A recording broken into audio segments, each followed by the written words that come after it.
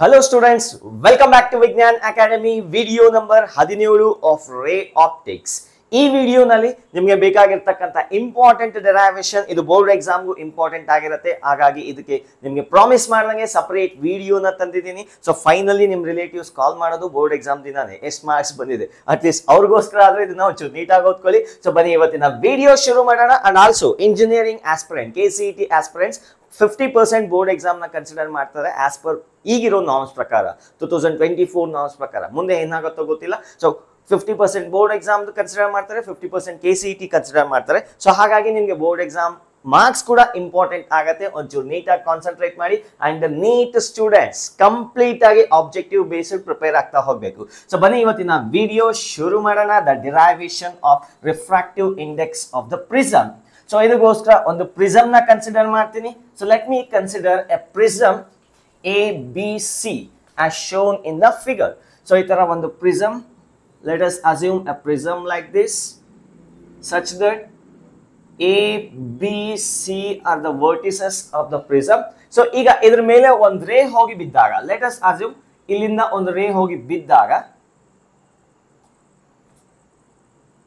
ಇಲ್ಲಿಂದ ಒಂದು ರೇ ಹೋಗಿ ಬಿದ್ದಾಗ ಇಲ್ಲಿ ಒಂದು ನಾರ್ಮಲ್ ನ ಡ್ರಾ ಮಾಡ್ತೀನಿ. The angle between the incident ray and the normal drawn at the point of incidence ಅದನ್ನೇನಂತ ಕರಿತೀವಿ?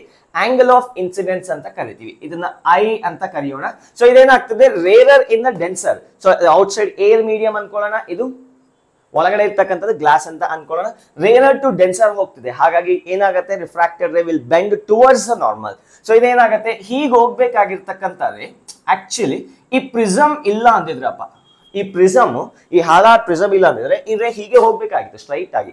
ಸೊ ಬಟ್ ಈ ಪ್ರಿಸಮ್ ಇರೋದ್ರಿಂದ ಎರಡ್ ಸತಿ ಡಿವಿಯೇಟ್ ಆಗುತ್ತೆ. ಒಂದ್ ಸತಿ ಫಸ್ಟ್ ಸರ್ಫೇಸ್ ಅಲ್ಲಿ ಮತ್ತೆ ಸೆಕೆಂಡ್ ಸರ್ಫೇಸ್ ಅಲ್ಲಿ ಡಿವಿಯೇಟ್ ಆಗುತ್ತೆ.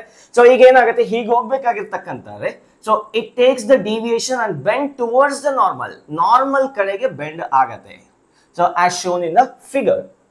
ಈಗ ಇದು point of incidence for second surface. Second surface ನಲ್ಲಿ ಒಂದು ನಾರ್ಮಲ್ ನ ಡ್ರಾ ಮಾಡ್ತೀನಿ. ಎಲ್ಲಿ? ಪಾಯಿಂಟ್ ಆಫ್ ಇನ್ಸಿಡೆನ್ಸ್ ನಲ್ಲಿ. ಈ ಪಾಯಿಂಟ್ ಆಫ್ ಇನ್ಸಿಡೆನ್ಸ್ ನಲ್ಲಿ the angle of incidence is given by R2 ಅಂತ ಕರಿತೀನಿ.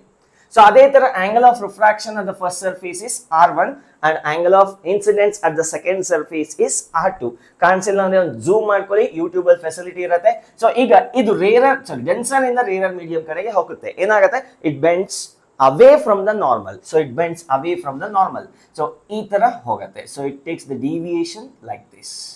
So this is the emergent ray. Idu incident ray, this is refracted ray, this is emergent ray. So ee angle na nanu E anta karitini. Hangandre eno angle of emergence.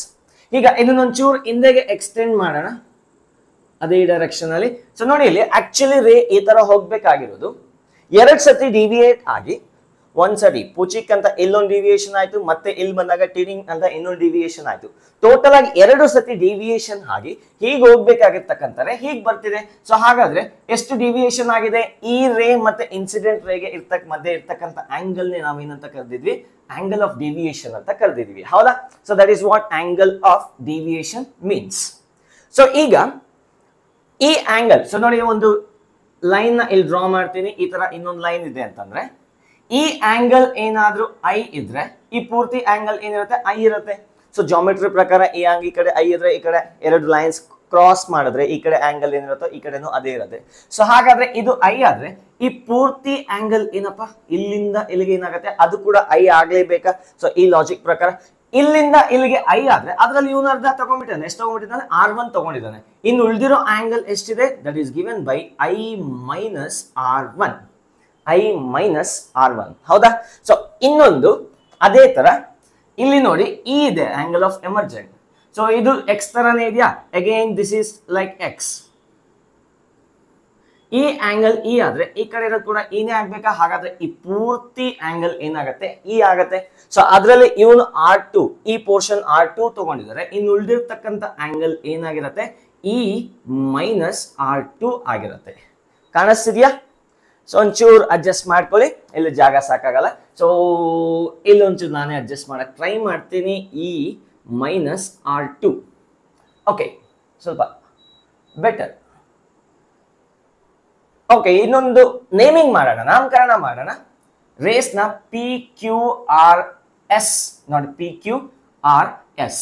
PQ is a incident ray. ಅಲ್ಲಿ board exam ಅಲ್ಲಿ ಬರಿಬೇಕಾಗತ್ತೆ, diagram ಬರ್ಬಿಟ್ಟು way PQ is a incident ray, QR is a refracted ray and RS is a emergent ray. And ನೋಡಿ ಯಾವ surface ಮತ್ತೆ ಮಧ್ಯೆ refraction ಆಗ್ತದೆ, ಒಂದು ಈ ಸರ್ಫೇಸ್ ಇನ್ನೊಂದು ಈ ಸರ್ಫೇಸ್, ಅವೆರಡರ ನಡುವೆ ಇರ್ತಕ್ಕಂಥ ಆಂಗಲ್ ನ ನಾವೇನಂತ ಕರಿತೀವಿ, ಆಂಗಲ್ ಆಫ್ ಪ್ರಿಸಮ್ ಅಂತ ಕರಿತೀವಿ. The angle between two refracting surfaces is called as angle of prism. ಅದನ್ನ ನಾನು ಎ ಅಂತ ಇಂಡಿಕೇಟ್ ಮಾಡ್ತೀನಿ. ಸೊ ಈಗ ನೋಡಿ, ಫಸ್ಟ್ ಸರ್ಫೇಸ್ ಅಲ್ಲಿ ಒಂಚೂರು ಡಿವಿಯೇಷನ್ ಆಗ್ತಿದೆ, ಈ ತರ ಹೋಗ್ಬೇಕಾಗಿರೋದು ಈ ತರ ಡಿವಿಯೇಷನ್ ಆಗಿದೆ. ಎಷ್ಟು ಡಿವಿಯೇಟ್ ಆಗಿದೆ? I-R1 ಆಗಿದೆ. ಸೊ ಮತ್ತೆ ಹೋಗ್ತಿರ್ಬೇಕಾದ್ರೆ ಇನ್ನೊಂದ್ಸತಿ ಡಿವಿಯೇಷನ್ ಆಗುತ್ತೆ. ಸೆಕೆಂಡ್ ಟೈಮ್ ಎಷ್ಟು ಡಿವಿಯೇಟ್ ಆಯ್ತು? E-R2 ಡಿವಿಯೇಟ್ ಆಯ್ತು.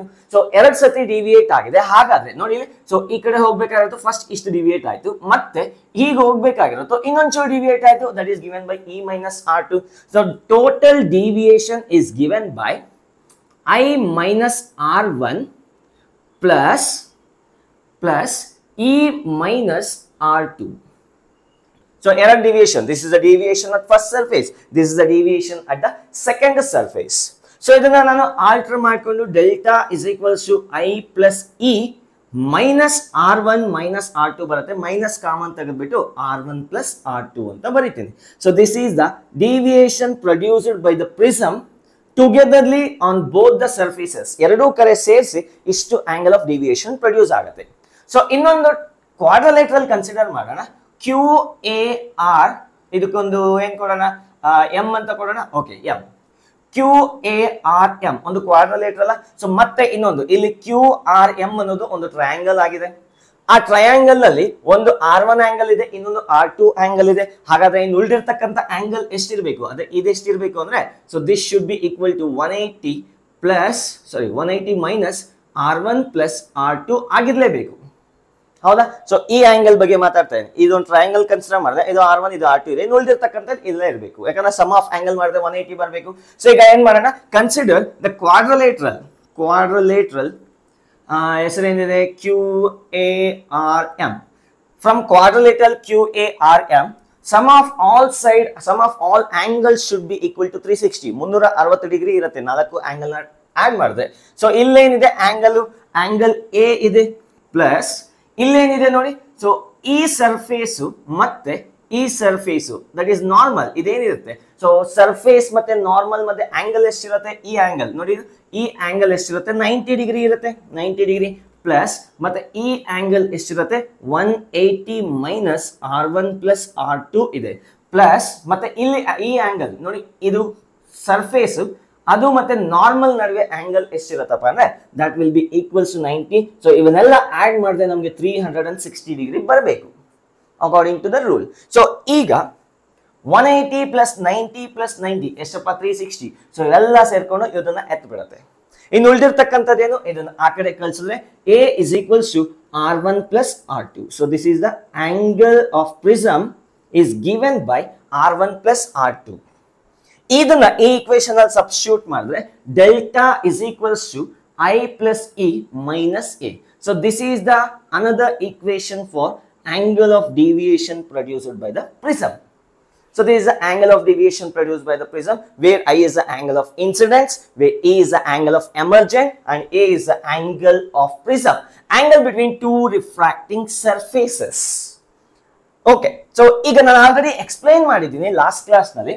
ಆಂಗಲ್ ಆಫ್ ಇನ್ಸಿಡೆನ್ಸ್ ನ ಇನ್ಕ್ರೀಸ್ ಮಾಡ್ತಾ ಹೋದ್ರೆ, ಆಂಗಲ್ ಆಫ್ ಇನ್ಸಿಡೆನ್ಸ್ ನ ಇನ್ಕ್ರೀಸ್ ಮಾಡ್ತಾ ಹೋದ್ರೆ ಫಸ್ಟ್ ಆಂಗಲ್ ಆಫ್ ಡಿವಿಯೇಷನ್ ಕಮ್ಮಿ ಆಗತ್ತೆ, ಒಂದು ರೇಂಜ್ಗೆ ಹೋಗಿ ಕಮ್ಮಿ ಆಗತ್ತೆ. ಮತ್ತೆ ಇನ್ನೂ ಜಾಸ್ತಿ ಇದೆ ಆಂಗಲ್ ಆಫ್ ಇನ್ಸಿಡೆನ್ಸ್ ಇನ್ಕ್ರೀಸ್ ಮಾಡ್ತಾ ಇದ್ರೆ ಇದೇನಾಗತ್ತೆ? ಮತ್ತೆ ಇನ್ಕ್ರೀಸ್ ಆಗಕ್ ಶುರು ಮಾಡುತ್ತೆ. ಸೊ ಫಸ್ಟ್ ಈ ಆಂಗಲ್ ಆಫ್ ಇನ್ಸಿಡೆನ್ಸ್ ನ ಜಾಸ್ತಿ ಮಾಡಿದ್ರೆ ಆಂಗಲ್ ಆಫ್ ಡಿವಿಯೇಷನ್ ಕಮ್ಮಿ ಆಗತ್ತೆ. ಸೊ ಆಂಗಲ್ ಆಫ್ ಇನ್ಸಿಡೆನ್ಸ್ ನ ಇನ್ಕ್ರೀಸ್ ಮಾಡ್ತಾ ಹೋದ್ರೆ ಆಂಗಲ್ ಆಫ್ ಡಿವಿಯೇಷನ್ ಕಮ್ಮಿ ಆಗತ್ತೆ. ಸೊ ಸರ್ಟೆನ್ ಸ್ಟೇಜ್ಗೆ ಬಂದ್ಮೇಲೆ ಮತ್ತೆ ಆಂಗಲ್ ಆಫ್ ಇನ್ಸಿಡೆನ್ಸ್ ನ ಇನ್ಕ್ರೀಸ್ ಮಾಡ್ತಾ ಆಂಗಲ್ ಆಫ್ ಡಿವಿಯೇಷನ್ ಮತ್ತೆ ಇನ್ಕ್ರೀಸ್ ಆಗತ್ತೆ. ಸೊ ಅದ್ರ ಗ್ರಾಫ್ ಯಾವ ತರ ಇರುತ್ತೆ? If you increase the angle of incidence and draw the angle of deviation, the graph will be like this. ಈ ತರ ಒಂದು ಗ್ರಾಫ್ ಸಿಗುತ್ತೆ. ಇದರ ಬಗ್ಗೆ ಕಂಪ್ಲೀಟ್ ಡೀಟೇಲ್ಸ್ ನ ಡಿಸ್ಕಸ್ ಮಾಡಿದೀವಿ. ಸೊ ಅಟ್ ದಿಸ್ ಪೊಸಿಷನ್ ಇದು ಎಕ್ಸ್ ಆಕ್ಸಿಸ್ ಅಲ್ಲಿ ತಗೊಳ್ಳೋಣ angle of incidence, Y axis ನಲ್ಲಿ angle of deviation. So initial ಆಗಿ ಆಂಗಲ್ ಆಫ್ ಇನ್ಸಿಡೆನ್ಸ್ ಇನ್ಕ್ರೀಸ್ ಆದ್ರೆ ಡಿವಿಯೇಷನ್ ಕಮ್ಮಿ ಆಗುತ್ತೆ. ಸರ್ಟನ್ ಸ್ಟೇಜ್ ಗೆ ಬಂದು ಲೀಸ್ಟ್ ವ್ಯಾಲ್ಯೂ ಸಿಗುತ್ತೆ, ಅದನ್ನೇ ನಾವೇನಂತ ಕರ್ತಿದ್ವಿ, ಆಂಗಲ್ ಆಫ್ ಮಿನಿಮಮ್ ಡಿವಿಯೇಷನ್ ಅಂತ ಕರ್ತಿದ್ವಿ, delta minimum. Am I right? So delta minimum ಇರುವಾಗ I will be equal to E according to principle of reversibility. ಅದನ್ನ ನೋಟ್ ಮಾಡ್ಕೋಬೇಕಾಗತ್ತೆ. ಸೊ ಇದ್ರ ಮೇಲೆ ನೀಟ್ ಕ್ವಶನ್ ಕೇಳಿದ್ದಾರೆ, ನೀಟ್ ಕ್ವಶನ್ 2024 ಅಲ್ಲಿ, ನಾನು ನೆಕ್ಸ್ಟ್ ಕ್ಲಾಸ್ ಅಲ್ಲಿ ಹೇಳ್ತೀನಿ, ನೆಕ್ಸ್ಟ್ ವಿಡಿಯೋನಲ್ಲಿ ಹೇಳ್ತೀನಿ. So I is equal to E ಇರುತ್ತೆ ಯಾವಾಗ, when the prism is at minimum deviation condition. ಎರಡು ಕಂಡೀಷನ್ ಸ್ಯಾಟಿಸ್ಫೈ ಆಗಬೇಕು. ಒಂದು, I should be equal to E and minimum value ಇರುತ್ತೆ, ಅದು ಆಬ್ವಿಯಸ್ಲಿ ಅಂಡರ್ಸ್ಟೂಡ್. ಅದರ ಜೊತೆಗೆ the refracted ray will be parallel to the base. So ನೋಡಿ, prism minimum deviation condition ಅಲ್ಲಿ ಇರಬೇಕು ಅಂದ್ರೆ ಎರಡು ಕಂಡೀಷನ್ ನ ಸ್ಯಾಟಿಸ್ಫೈ ಆಗಬೇಕು. ಒಂದೇನಪ್ಪ ಅಂದ್ರೆ first one I should be equal to E and second one is this should be parallel to this one. ಅಂದ್ರೆ refracted ರೇ ಏನಿದೆ QR should be parallel to the base BC of the prism. So ಇವೆರಡೂ condition ಇರಬೇಕು. Neat 2024 ಅಲ್ಲಿ ಏನ್ ಕೊಟ್ಟಿದ್ದಾರೆ ಗೊತ್ತಾ, ಇದು ಪ್ಯಾರಲಲ್ ಆಗಿದೆ ಬೇಸ್ಗೆ ಅಂತ ಹೇಳ್ಬಿಟ್ಟಿದ್ದಾರೆ, ಬಟ್ ಇದು ಕಂಡೀಷನ್ ಸ್ಯಾಟಿಸ್ಫೈ ಆಗಿಲ್ಲ, I is equal to E ಇಲ್ಲ. So almost all students that they thought ಅದನ್ನ ಮಿನಿಮಮ್ ಡಿವಿಯೇಷನ್ ಕಂಡೀಷನ್ ಅಲ್ಲಿ ಇದೆ ಅಂತ ಅನ್ಕೊಂಡು ಸಾಲ್ವ್ ಮಾಡ್ತಾರೆ, ಆನ್ಸರೇ ಬರ್ತಿಲ್ಲ. So you will continue in the next video. So when the prism is at minimum deviation condition, ಇಲ್ಲಿ ಕಂಟಿನ್ಯೂ ಮಾಡ್ತೀನಿ. When prism is minimum deviation condition, when prism is at minimum deviation condition ಅಲ್ಲಿ ಇದ್ದಾಗ delta will be called as delta minimum. ಹೌದಾ? So minimum deviation ಇದ್ದಾಗ ಡೆಲ್ಟಾನ delta minimum ಅಂತ ಕರೆಯೋಣ. ಅದ್ರ ಜೊತೆಗೆ the ray QR will be parallel to base of the prism. So ಇನ್ನೊಂದು ಏನಿರುತ್ತೆ, and also I will be equals to E. So these are the conditions when the ray is parallel to the when the ray is at when the prism is at minimum deviation condition. So ಈಗ ಇದನ್ನೆಲ್ಲ use ಮಾಡ್ಕೊಂಡು ಇಲ್ಲಿ substitute ಮಾಡೋಣ. So ಈಗ ಇದೇನಾಗುತ್ತೆ, ಈ equation delta minimum will be equals to I plus E. So E ನ ಮತ್ತೆ I ಅಂತ ಬರೀಬಹುದಾ? ಸೊ ಹಾಗಾಗಿ ಏನ್ ಬರೀತೀನಿ, 2I minus A ಅಂತ ಬರೀತೀನಿ. Delta minimum is equal to I plus I minus A. So in other words, I is equals to delta minimum plus A whole divided by 2. So we got the angle of incidence. Angle of incidence ಸಿಕ್ತು ಎಲ್ಲಿ, first surface ನಲ್ಲಿ angle of incidence ಸಿಕ್ತು. ಅದ್ರ ಜೊತೆಗೆ ನಮ್ಗೆ ಇಲ್ಲಿ ಇನ್ನೊಂದು condition ಇದೆ ನೋಡಿ, A is equals to R1 plus R2. A is equals to R1 plus R2. ಹೌದಾ? R1 plus R2. ಸೊ ಯಾವಾಗ ಇದು ಪ್ಯಾರಲಲ್ ಆಗಿರುತ್ತೋ ಬೇಸ್ಗೆ, ಇಲ್ಲಿ R1 will be equal to R2 ಆಗಿರುತ್ತೆ. ಆಬ್ವಿಯಸ್ಲಿ ಇದು ಪ್ಯಾರಲಲ್ ಆಗಿದ್ದಾಗ R1 will be equal to R2. So this is also another condition. So when the prism is at minimum deviation condition, R1 is equals to R2. So ಎರಡು value same ಆಗಿರುತ್ತೆ, ಅದನ್ನ ನಾವು R ಅಂತ ಕರೆಯೋಣ. So ಹಾಗಾದ್ರೆ ಇದನ್ನ A is equals to 2R ಅಂತ ಬರೀಬಹುದಾ? R is equals to A by 2 ಬರುತ್ತೆ. So this is the angle of refraction at the first surface. So first surface ನಲ್ಲಿ angle of incidence ಸಿಕ್ತು, angle of refraction ಸಿಕ್ತು. ಈಗ ಸ್ನೆಲ್ಸ್ ಲಾ ನ apply ಮಾಡೋಣ. Applying ಸ್ನೆಲ್ಸ್ ಲಾ, word ನ ಬರೀರಿ, ಸ್ಟೇಟ್ಮೆಂಟ್ ನ ಬರೀರಿ. ಹುಚ್ಚರಿರ್ತಾರೆ ಕೆಲವರು, ವ್ಯಾಲ್ಯೂಷನ್ ಮಾಡೋರು, ಆ ವರ್ಡ್ ಇಲ್ಲ ಅಂತ ಕಟ್ ಮಾಡೋ ಮಹಾಸ್ವಾಮಿಗಳು ಇರ್ತಾರೆ. ಸೊ ಅವ್ರಿಗೋಸ್ಕರ ಅದು ಒಂಚೂರು ನೀಟಾಗಿ ಬರೀರಿ. Applying ಸ್ನೆಲ್ಸ್ law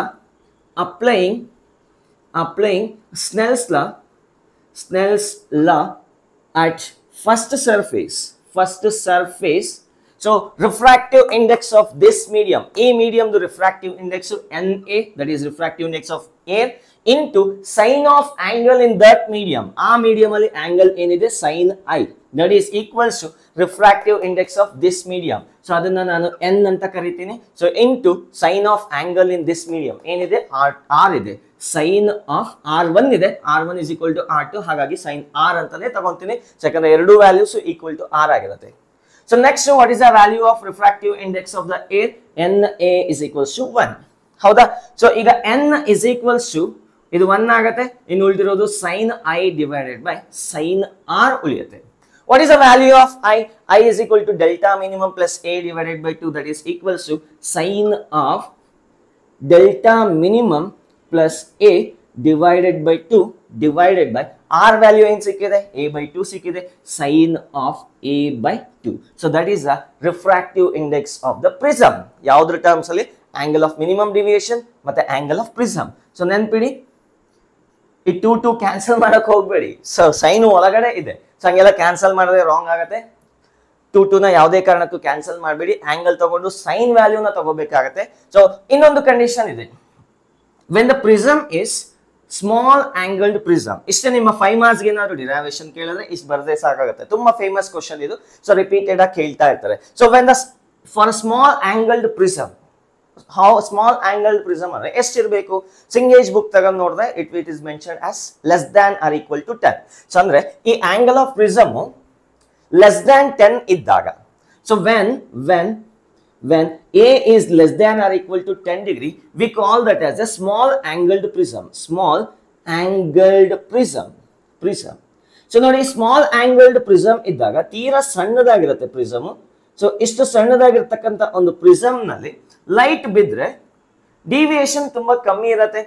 angle of prism A value ತೀರಾ ಚಿಕ್ಕದಾಗಿದ್ರೆ, ಸೊ ನೋಡಿ ಈ ತರ ಇದ್ರೆ ಒಂದು ಸರ್ಟೆನ್ ವ್ಯಾಲ್ಯೂ ಇದೆ. ಸೊ ಇದು ತೀರಾ ಸಣ್ಣದಾಗ್ತಾ ಹೋದ್ರೆ ಸೊ ಡಿವಿಯೇಷನ್ ಎಫೆಕ್ಟ್ ಕಮ್ಮಿ ಆಗ್ತಾ ಹೋಗುತ್ತೆ.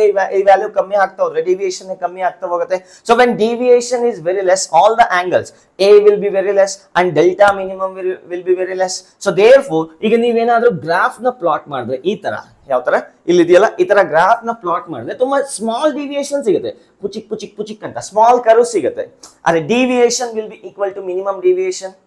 ಅರ್ಥ ಆಗ್ತಿದ್ಯಾ ಹೇಳ್ತಿರೋದು? ಸ್ಮಾಲ್ ಆಂಗಲ್ಸ್ ವೇರಿಯೇಷನ್ ತುಂಬಾ ಕಮ್ಮಿ ಇರುತ್ತೆ. ಸೊ ಇಷ್ಟೊಂದುದ್ದ ಗ್ರಾಫೇ ಬರಲ್ಲ, ತೀರಾ ಸಣ್ಣ bulge not bulge, so converge ಆಗ್ತಾ ಹೋಗುತ್ತೆ graph. So in that condition delta minimum ನಾವು ಸಿಂಪಲ್ ಆಗಿ ಡೆಲ್ಟಾ ಅಂತ ತಗೋಬಹುದು. ಸೊ ನೋಡಿ ಇದು ಡೆಲ್ಟಾ ಮಿನಿಮಮ್, ಹೌದಾ? ಸೊ ಇದು ಡೆಲ್ಟಾ ವರ್ಸಸ್ ಐ ನ ಗ್ರಾಫ್ ಪ್ಲಾಟ್ ಮಾಡಿದ್ರೆ, ಸೊ ಇದು ಡೆಲ್ಟಾ ಮಿನಿಮಮ್ ಆದ್ರೆ ಬೇರೆ ಡೆಲ್ಟಾಸ್ ನೋಡಿ ತುಂಬಾ ಸ್ಮಾಲ್ ವ್ಯಾಲ್ಯೂಸ್ ವೇರಿಯೇಷನ್ ಇದೆ. ಸೊ ಹಾಗಾಗಿ ಆಲ್ ದ ಕಂಡೀಷನ್ಸ್ ಅಲ್ಲೂ ಡೆಲ್ಟಾ ಮಿನಿಮಮ್ ವ್ಯಾಲ್ಯೂನ ಡೆಲ್ಟಾ ಅಂತ ತಗೋಬೇಕು.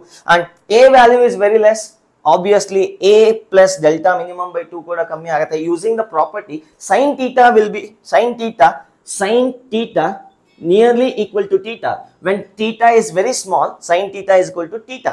so ಈ ಕಂಡೀಷನ್ ನ ಯೂಸ್ ಮಾಡಿ ಇದನ್ನ ಏನಂತ ಬರೀಬಹುದು, n is equals to sin of this much is sin of theta. ಇದನ್ನ theta ಅನ್ಕೊಂತೀನಿ, sin theta will be nearly equal to theta. so ಹಾಗಾದ್ರೆ delta minimum plus a whole divided by 2 whole divided by sin of a by 2 ನ ಮತ್ತೆ a by 2 ಅಂತ ಬರ್ಕೋಬಹುದು. So 2 cancel ಆಗುತ್ತೆ. So in other words I can write here NA is equals to, ಕಾಣಿಸ್ತಿದ್ಯಾ? NA is equals to delta minimum minus delta minimum plus A. Where to write? So ಇನ್ನೊಂದು ಚೂರು erase ಮಾಡ್ತೀನಿ. So NA is equals to delta minimum plus A. Delta minimum will be equals to NA minus A. So delta minimum will be nearly equal to delta. ಬೇರೆ ಯಾವುದೇ delta ತಗೊಳ್ಳಿ, ಇದು ತುಂಬಾ value ಹತ್ರ ಆಗಿರುತ್ತೆ. ನೋಡಿ ಇಲ್ಲಿರೋದು ಡೆಲ್ಟಾ ಮಿನಿಮಮ್, ಅವೆರಡು ತುಂಬಾ ಸ್ಮಾಲ್ ವೇರಿಯೇಷನ್ ಇರೋದ್ರಿಂದ ಡೆಲ್ಟಾ ಸಿಂಪಲ್ ಆಗಿ delta is equals to n. A ನ ಕಾಮನ್ ತೆಗೆದ್ರೆ n into A, sorry n ನ ಕಾಮನ್ ತೆಗೆದ್ರೆ ಎನ್ ಇಂಟು ಎ ಮೈನಸ್ 1 ಬರುತ್ತೆ. So this is the relation between refractive index and deviation produced by the prism when the prism is very small angle. ಸಣ್ಣ prism ಆಗಿದ್ರೆ ಈ ಫಾರ್ಮುಲಾನ use ಮಾಡಿ. So ಅದೇನಾದ್ರೂ significant value A ಇದ್ರೆ ನೀವು general ಆಗಿ ಈ ಫಾರ್ಮುಲಾನ use ಮಾಡಬೇಕಾಗುತ್ತೆ. ಸೊ ಇದ್ರ ಮೇಲೆ ಏನು ಕ್ವಶನ್ಸ್ ಕೇಳಿದರೆ, ಸೊ ನಾವು ನೆಕ್ಸ್ಟ್ ಕ್ಲಾಸ್ ಅಲ್ಲಿ ಇದ್ರ ಬಗ್ಗೆ ಕ್ವಶನ್ಸ್ ನ ಡಿಸ್ಕಸ್ ಮಾಡ್ತೀವಿ. ನೋಟ್ ಮಾಡ್ಕೊಳ್ಳಿ, we are going to wind it up this video. So next video will be based on the numericals on these concept. So that's it for today. So practice ಮಾಡ್ಕೊಳ್ಳಿ ಒಂದೆರಡು ಸತಿ. Next questions ನ ತಗೊಂಡ್ಬರ್ತೀನಿ. All the very best. ಜೈ ಹಿಂದ್, ಜೈ ಕರ್ನಾಟಕ.